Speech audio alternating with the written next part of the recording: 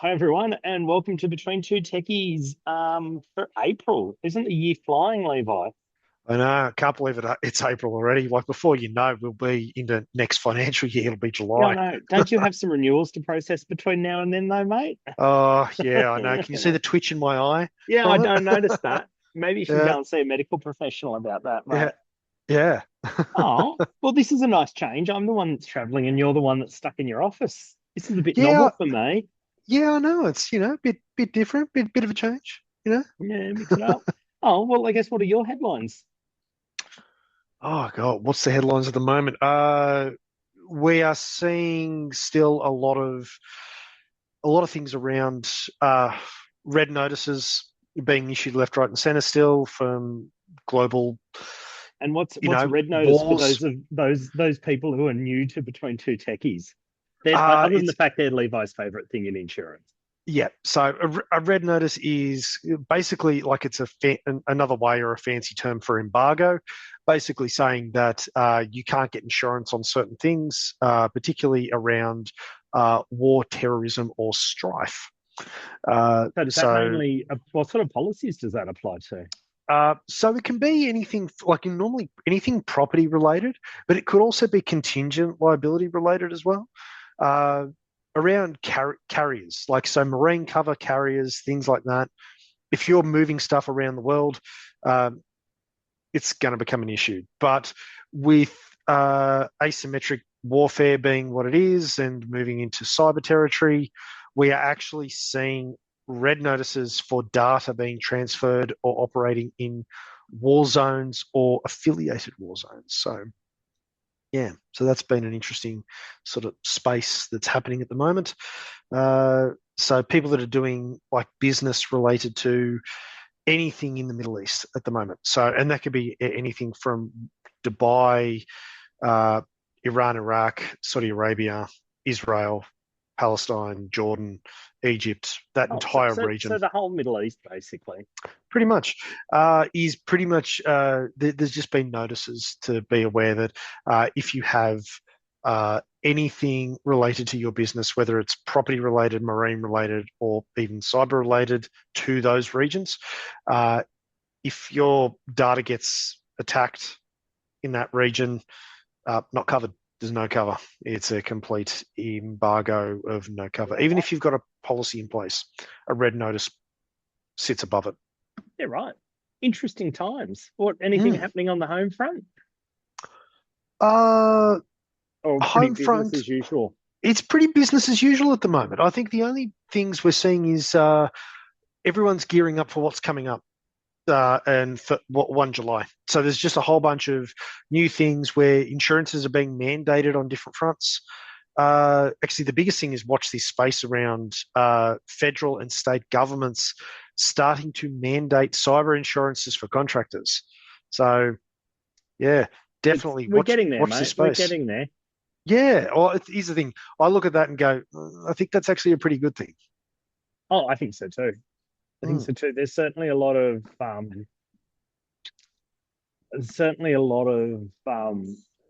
a talk in the IT space at the moment about professionalization. And quietly we're hoping, or certainly I'm hoping, and there's some other people that are very keen to see insurance take the lead on that, mainly by a mandate that all IT service providers, security MSSPs, security providers, anyone doing cyber or IT, as a minimum must be carrying PI and cyber. yeah, Because realistically, at that point, the underwriters are going to do the job of getting the standards rolled out. yeah, 100%. So, and if we've got a very clear and concise standards process around this, it does make things easier for everyone down that food chain.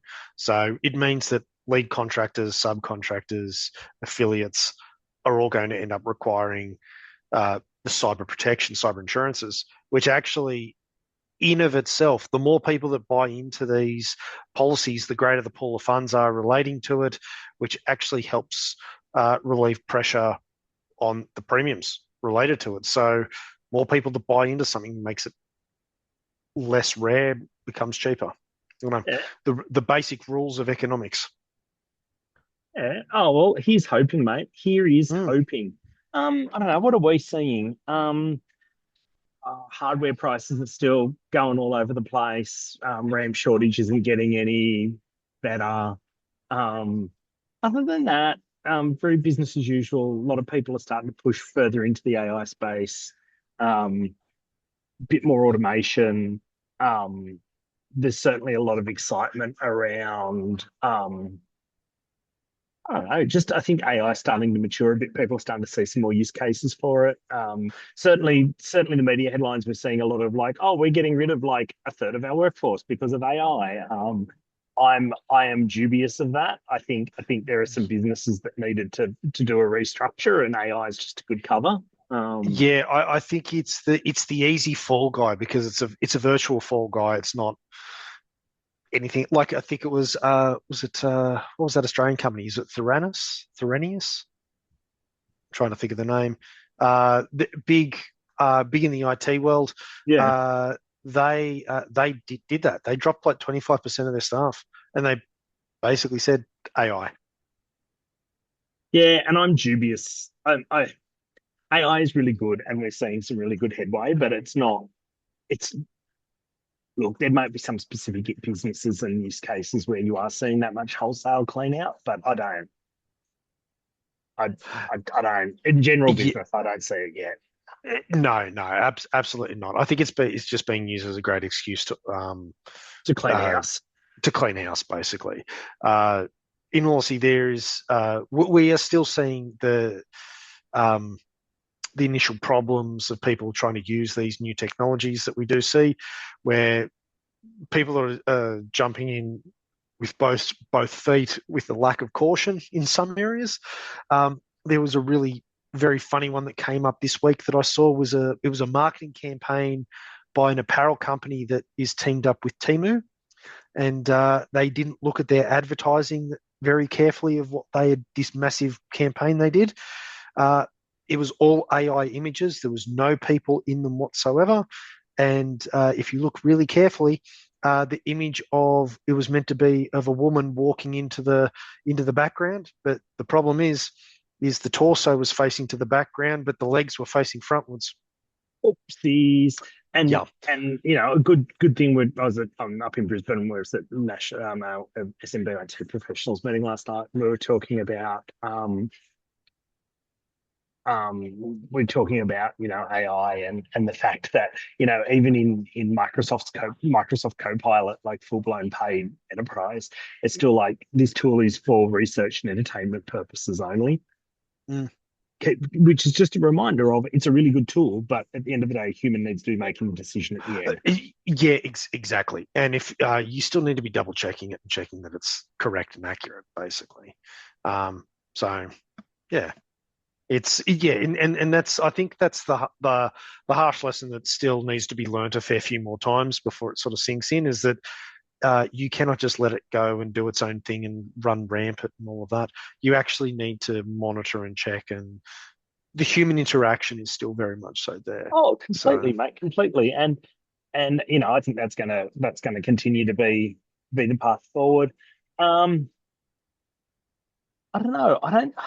I think there's a lot happening at the moment, but there's not a lot happening at the moment.